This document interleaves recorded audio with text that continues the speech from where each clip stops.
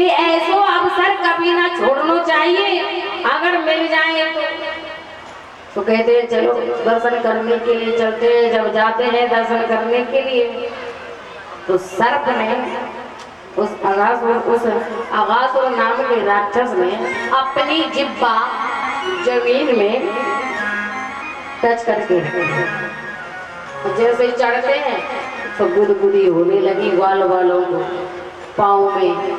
कहने लगे भैया कितनी गुदगुदी है रही।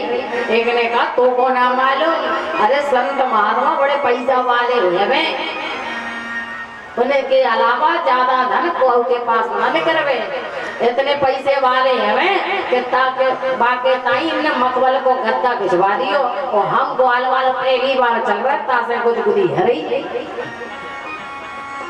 चल दिए, चलते चलते आगे पहुंचे। कहने लगे भैया कितनी लंबी लंबी दो फुटियां हैं। कहा लंबी लंबी दो फुटियां। अरे कहने लगे तो को ना मालूम मेरी मैया का है। बोले जे जाके बाके ताई फुटियां लगा के रखी कि जो दर्शन करवे आवे संत महात्माओं के वो झोली झपटा दही पर टांग के फिर अंदर जावे। और अंदर जाते कहने लगे भैया कितनी लाल लाल गुफा। एक ने कहा रे भैया तो ये तो तुमको ज्ञात ना है। बोले महात्माओं को लाल और भगवा रंग बहुत पसंद है, बाकी ताई इन्होंने कलर करा के रख दियो अपनी गुफा में। और आगे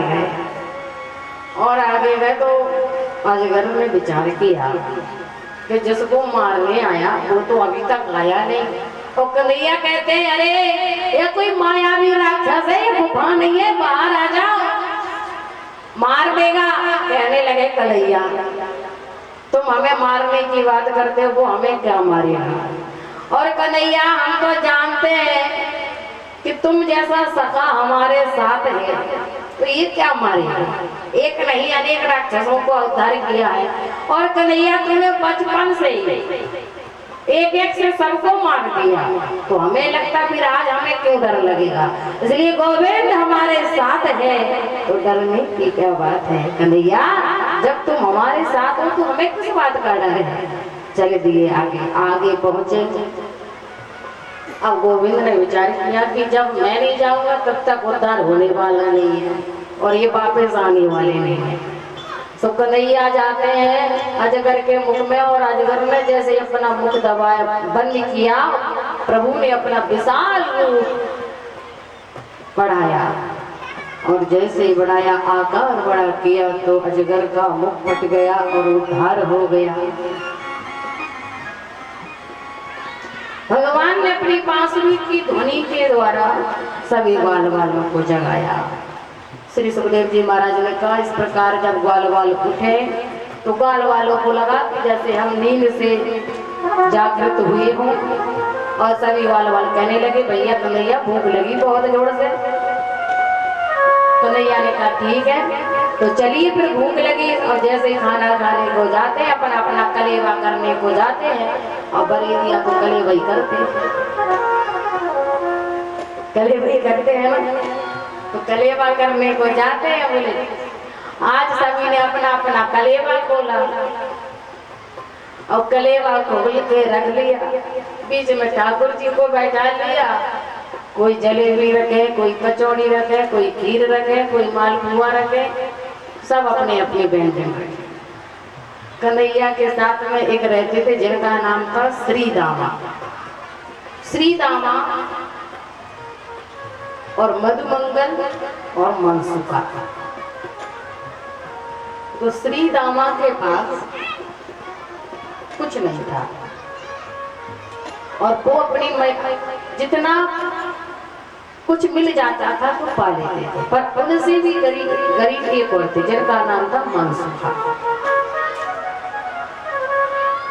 आज बहुत गरीब कहने लगे भैया आज हम कोई का भोजन नहीं पाएंगे, किसी का कलेवा नहीं करेंगे, आज कलेवा करेंगे तो मधुमंगल के यहाँ करेंगे। अब मधुमंगल बहुत गरीब। मधुमंगल ने कहा देख कन्हैया तेरी शौक आज नहीं कल लाऊंगा, तो कल मैं तुमको खूब कलेवा कराऊंगा, आज लेके ना आयो मेरे पास कुछ ना है। जब हट पकड़ ली नहीं माने कहा तो मुझे आज पाना तो पाना तुम्हारा। तो कहते हैं ठीक है कन्हैया, अगर तुम नहीं मानते तो जा तुम। और जैसे ही मैया के पास गए, मैया से कहा मैया मेरो लाला कलेवा करने, और मेरे लाला ने मेरो बहुत मान कियो है, बहुत मान सम्मान रखो है, सबके एक से एक व्यंजन रखे, लेकिन मेरो मान इतनो रखो। वो से कहवे कि मैं तो आज मधुमंगल के यहाँ का भोजन पाऊंगा, भैया कुछ हो तो दे दे। भैया ने कहा देख लाला कचूना है, और जे छीके पर रखी कड़ी, एक हांडी रखी बाँ में कचू हो तो ले जा। देखा तो एकदम खट्टी कड़ी, खट्टी कड़ी लेकर के चल देते हैं। और जैसे दूर से देखा तो सभी का कलेवा दिखा, तो किसी के कलेवे में जलेबी, कचौड़ी, मालपुआ, गुजिया सब कुछ देखा, तो मीठा ही मीठा, खट्टा कुछ नहीं। अपनी हांडी की ओर को देखा कि मैं खट्टी कड़ी ले जा रहा हूँ प्रभु को, और यही समझ के कह दूंगा कि आज मैं इस खट्टी कड़ी को खुद पी लेता हूँ, अगर छुपा दूंगा तो कन्हैया देख लेंगे। इससे अच्छा ये खुद पी लूं और कह दूंगा कि आज है नहीं, कल लेके आऊंगा। जैसे पीने लगे, वृक्षों की झाड़ियों में पीने लगे, और पीते पीते कन्हैया ने कहा मुँह को लगे कि झाड़ियों में कुछ है, और जैसे ही देखा तो कहने लगे अरे भैया ये तो अपनो मित्र है, अपनो सखा है। जैसे जाते हैं और देखा तो जल्दी जल्दी में कड़ी पी, तो कुछ मुख पे लगी, कुछ पेट पे लगी। और जैसे कहा कि कन्हैया ने कहने लगे मुझे तेरे घर का भोजन पाना तो पाना आज। कहा आज नहीं है, आज नहीं है, अगर तुम कहो तो कल लेके आओगे। बोले नहीं, आज पाना तो आज पाना। बोले आप जो कड़ी थी तो सारी पी, अब नहीं है। जब इतना कहा तो कन्हैया ने सारे मुख की कड़ी चाटना प्रारंभ कर दी। उसी समय ब्रह्मा जी देख रहे, ब्रह्मा जी ने विचार किया ये परम ब्रह्म तो नहीं हो सकता, वो ब्रह्म कभी किसी का झूठा थोड़ी ना भोजन पाता है, इसलिए ब्रह्म नहीं हो सकता। और जैसे भगवान आज ब्रह्मा जी ने कहा विचार किया कि अब तो मुँह को परीक्षा लेनी चाहिए, तो आज जाते हैं तो ग्वाल वालों से कहा कन्हैया ने कि शायद बछड़ा हमारे बहुत दूरी पे निकल गए होंगे। जैसे देखा तो बछड़ों के बारे में, बछड़ों को देखने को जाते हैं, और बछड़े देखने को जाते हैं, इधर ग्वाल वाल गायब कर दिए, ग्वाल वाल देखने आते हैं तो बछड़े गायब कर दिए। भगवान ने ध्यान लगा के देखा, भगवान ने एक नहीं अनेक रूप धारण किए, अपने अनेक रूपों से बछड़े और ग्वाल वाल एक वर्ष तक घर ले जाते हैं, घर ले आते हैं, चराते हैं। एक वर्ष के बाद ब्रह्मा जी देखने आए, ब्रह्मा जी ने देखा और जाना चाहिए कि वही ग्वाल वाल है, वही बछड़े हैं। ब्रह्मा जी ने देखा तो वही ग्वाल वाल वही बछड़े निकले। विचार किया कि ये तो सच में परम ब्रह्म है। अंत समय क्षमा याचना मांगने लगे ब्रह्मा जी। ब्रह्मा जी ने क्षमा याचना मांगी, कहने लगे प्रभु माफ करें। भगवान ने कहा आगे चाहे कचूबे हो जाए, लेकिन है हम नारायण और आप हमारे बेटा ब्रह्मा, और हमसे अगर बाप से बदमाशी करोगे तो ज्यादा ही भोगना पड़ेगा। ब्रह्मा जी ने कहा महाराज क्षमा करें, मुझे लगा कि परम ब्रह्म थोड़ी ना खट्टी जूठी कड़ी चाटता है, आप चाट रहे थे, मुझे लगा कि भगवान थोड़ी ना कड़ी चाटते हैं किसी भक्त की। भगवान ने कहा वो कुछ भी हो, लेकिन आपने हमारे साथ बहुत बड़ा अन्याय किया है।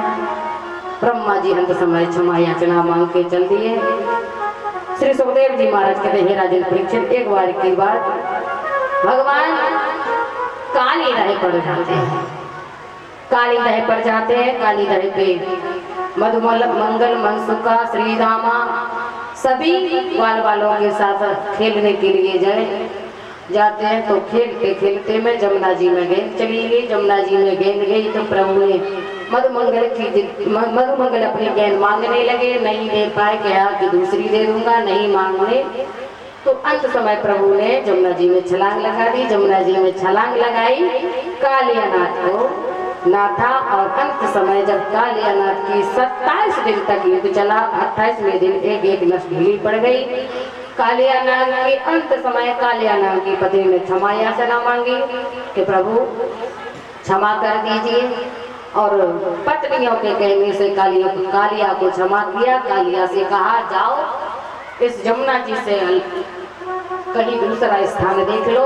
कालियानाथ ने कहा प्रभु क्या करूं, अलकापुरी में रहते थे हम अपने परिवार के साथ, सारे नागों को मार दिया और अपने परिवार को छुपाकर यहाँ बैठा हूँ गरुड़ के मारे।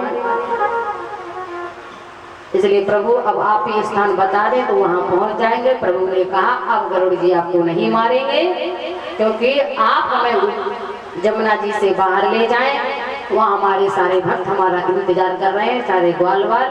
इसलिए अगर जो हम जाएंगे तो अपने सफन पर हमको बैठा ले जाना, हमारे पद चिन्ह आपको दिखाई देंगे। पद चिन्हों के जब गरुड़ मारने आएगा उन पद चिन्हों को देखेगा तो फिर आपको नहीं मारेगा, और हमारे पद चिन्ह देख के ही वो आपको छोड़ के चला जाएगा।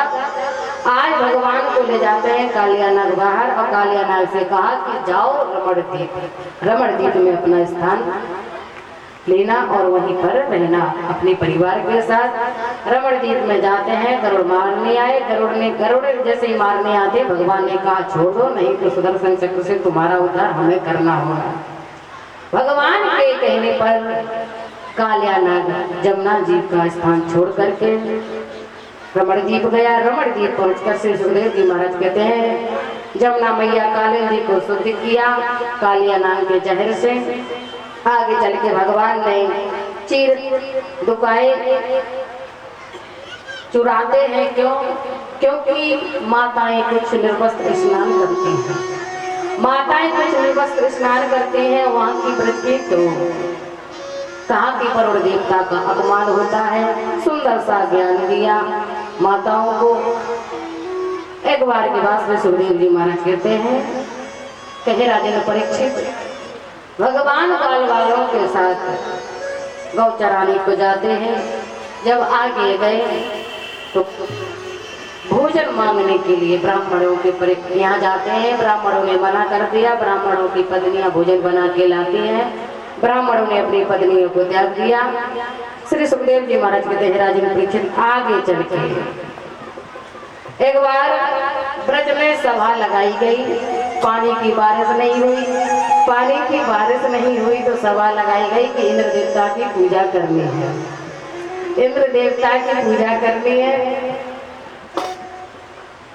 तो आगे जब सभी सामग्री इकट्ठा करने लगे, पंचायत रखी गई। कन्हैया ने कहा मैया आज क्या है?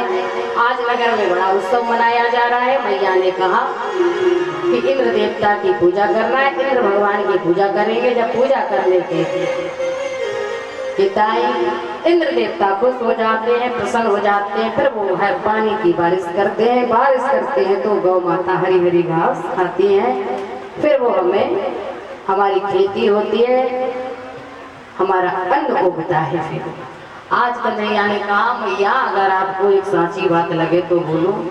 कहा मेरो एक सरल सटीक स्वभाव को ये गिरिराज जी महाराज है, गिरिराज जी पर्वत है, और आप इतने दिन से इंद्र देवता की पूजा कर रहे हैं, कभी आपको क्या प्रागट होकर आशीर्वाद दिया, कभी दर्शन दिया? बोले नहीं है। मेरो गिरिराज जी महाराज प्रागट होकर के भोग लगाएगा। मेरो गिरिराज जी महाराज की पूजा एक बार आप मेरे कहने से करें, खूब पानी की बारिश करेंगे। और गिरिराज जी के पर्वत पर हमारी गौ माता घास खाती है हरी हरी, तो एक नहीं हमारे तो दो काम पूरे हो गए। प्रजासियों ने कहा ठीक है कन्हैया। आज मैया ने कहा अपने बाबा के साथ जाना और पंचायत में बात रखना।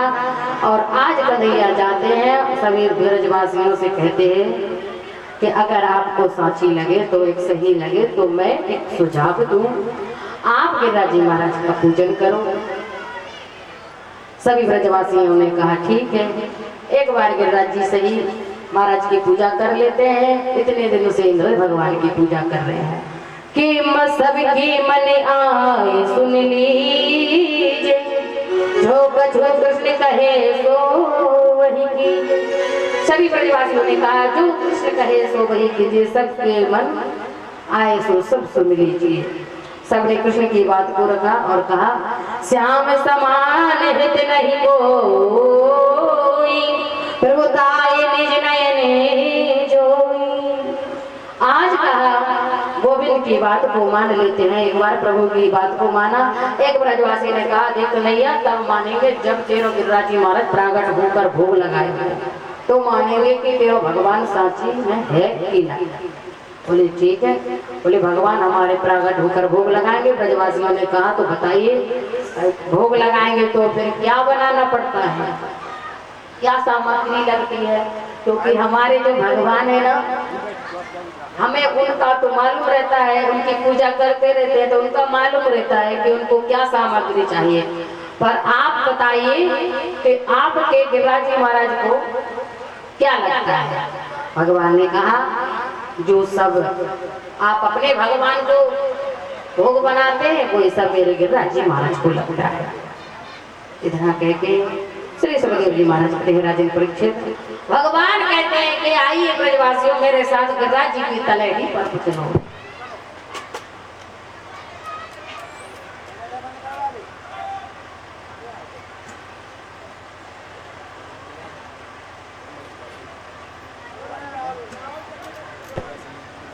जय श्री राधे बोले वाके हरिलाल की जय हो। राधे आज गिरिराज जी की तलहटी पर भगवान श्री कृष्ण के साथ सारे ब्रजवासी जाते हैं। भगवान ने कहा पहले आप मेरे गिरिराज जी महाराज स्नान कराएंगे, स्नान कराएंगे। ये वो से पुराना बैठा है, न जाने कब से स्नान न कियो। स्नान कराने के लिए सभी जल भर भर के लाते हैं, कहा जमुना जी में से जल भर के लाओ, स्नान कराओ। सारे ब्रजवासी जाते हैं, जल भर के स्नान कराते हैं। स्नान कराते हैं तो थोड़े से भी नहीं भीगते हैं, जितना जल डालते हैं तो सारा पी जाते हैं। ब्रजवासी कहने लगे देखो नैया तेरो गिरिराज जी न जाने कब से प्यासो बैठो, और हम इतने समय से स्नान करा रहे पर ये तनिक भी ना भीगे। कन्हैया कन्हैया ने कहा जब प्यास बुझ जाएगी तो स्नान कर लेंगे, इसलिए स्नान कराओ। कहा कन्हैया से कहने लगे ब्रजवासी देखो अब हमारी हिम्मत बिल्कुल भी ना है, हम थक गए और जमुना जी इतनी दूरी पर कैसे भर के लाए, हम भी तो मनुष्य हैं। कन्हैया ने कहा ठीक है नहीं जा रहे हो, बोले हमारी बस की नहीं है। भगवान ने कहा ठीक है कोई बात नहीं, हाथ जोड़ो। मेरे गिरिराज जी महाराज बड़ो सरल सटीक स्वभाव का है, हाथ जोड़ लीजिए और मन ही मन की गंगा को प्रागट कीजिए। सभी ब्रजवासियों ने हाथ जोड़ा, प्रभु के गिरिराज जी महाराज का ध्यान किया और गिरिराज जी महाराज का ध्यान करते हुए मन की गंगा को प्रागट किया, जिसे कहते हैं मानसी गंगा। मानसी गंगा का प्रागट हुआ, गिरिराज जी का अभिषेक हुआ, स्नान कराया, भोग लगाया। यजमान जी जाए और भोग लगवाए, पूजन करवाए। आज दूध से, माखन से, शहद से, चीनी से, नाना प्रकार से गिरिराज जी महाराज का अभिषेक हुआ।